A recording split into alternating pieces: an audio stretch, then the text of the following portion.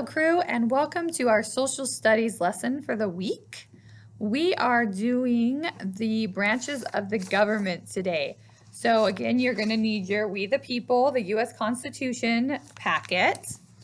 And then go ahead and you're going to open it up to the page that says, hold on, let's get to it. Branches of the government.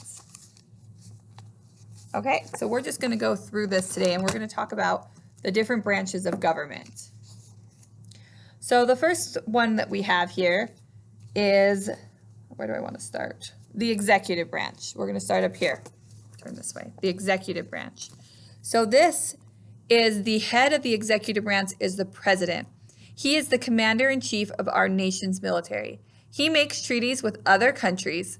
He appoints justices to the Supreme Court. He can veto laws that are passed by Congress. So then let's move from the executive branch to the legislative branch. The legislative branch is Congress. This branch makes laws, declares war, prints money, and approves justices to the Supreme Court. They may override the president's veto with a two-thirds of them vote. And the Congress is made up of the Senate and the House of Representatives.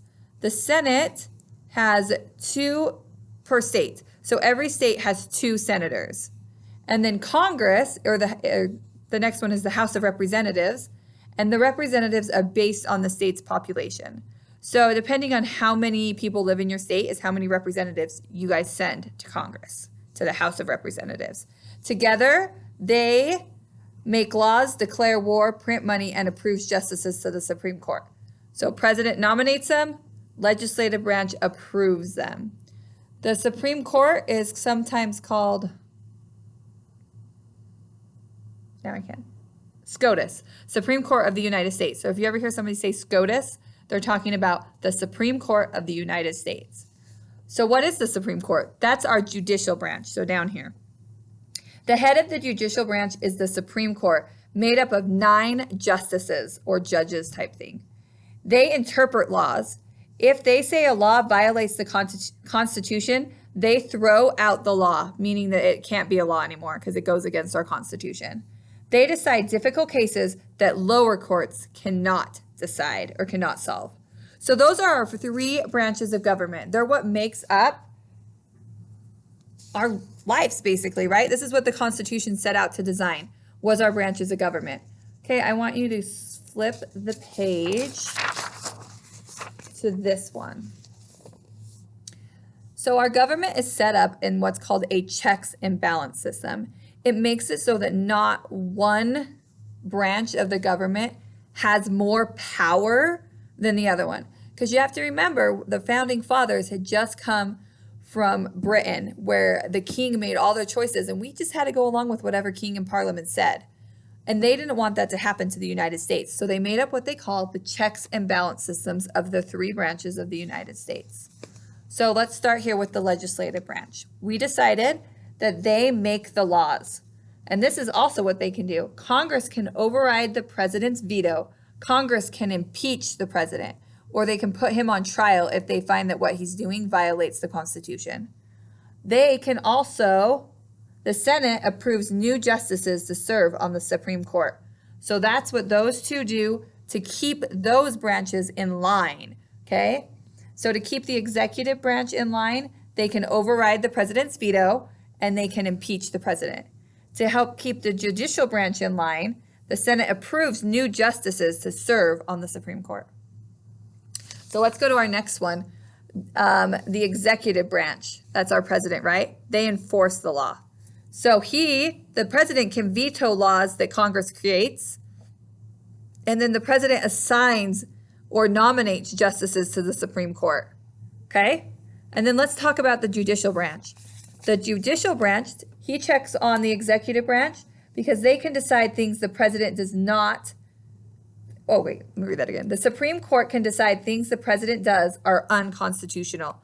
So they are making sure everybody's following that Constitution because that's the law of our land. Everything we do has to be in line with the Constitution. Also, the Supreme Court can declare laws to be unconstitutional. So if the legislator passes a law that's against the Constitution, the judicial branch says, Nope, nope, nope. You can't do that. It's not a law. That goes against our Constitution. That goes against the founding of our country. So that's how our government works in a very light briefing. So your assignment for this week, we're actually not going to put anything in our folders, but you're going to do this. You have the branches of government choice activities. You're going to choose, on here it says choose 2. I only want you to choose 1. One activity box and color them. And then you're going to staple this sheet to the front of your assignment, and then you'll turn these in together. And these are due on March 15th. So choice 1 is you can create a branches of government quiz for other students. Your quiz must include 15 answers and an answer key. Choice 2, fold 3 pieces of paper in half to make a storybook explaining the branches of the government to 2nd graders. So if you do that one, your storybook has to have 6 pages in it. Choice 3, using a sheet of notebook paper, write an informational piece explaining the 3 branches of government, and then you can decorate the paper. You need to have 1 paragraph for each branch of the government if you choose choice 3. Choice 4, draw a detailed diagram showing how the 3 branches of government work together. Choice 5, write a fictional story about a girl or boy who visits Washington, D.C. to learn about the 3 branches of government. That needs to be at least 4 paragraphs if you decide to do that one. All right, so pick which one you want to do, color it in, rip this paper out and staple it to whichever one you do, or paper clip them, just attach them so I know they go together, and turn them into your bag. March 15th is when this assignment is due. Let me know if you guys have any questions.